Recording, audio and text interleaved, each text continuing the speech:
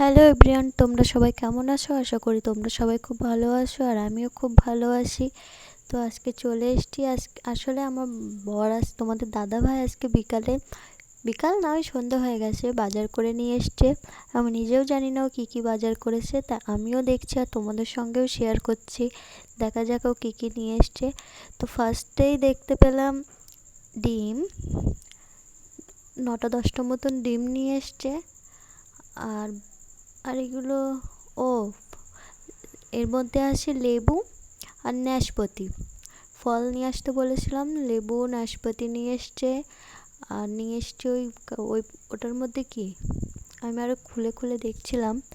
প্রথমে ভেবেছিলাম সবগুলোই লেবু, তারপরে দেখি না, কিছুটা লেবু আছে কিছুটা নাশপাতি আছে।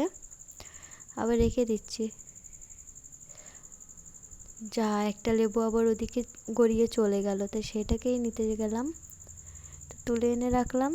আর এটার মধ্যে আছে কলাটা আমি বলিনি, যাই হোক ও নিজে থেকেই দেখি নিয়ে এসছে। এটার মধ্যে আছে কলা, আর এর ভিতরে ডাঁটা, সজনে ডাঁটা। আসলে ডাঁটাটা একটু ভালো খায়, ওই জন্য বাজারে গেলেই ডাঁটাটা নিয়ে আসে। আর নিয়ে এসছে কোলগেট। আর নিয়ে এসছে এটার মধ্যে রসুন ওর মধ্যে পড়ে গেছে, আমি সেগুলোই খুঁটে তুলছিলাম। আচ্ছা। আর নিয়ে এসছে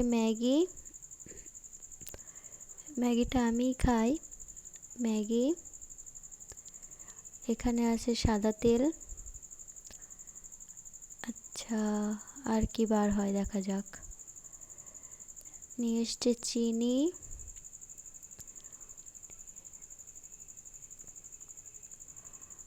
ও এটার মধ্যে কাঁচকলা,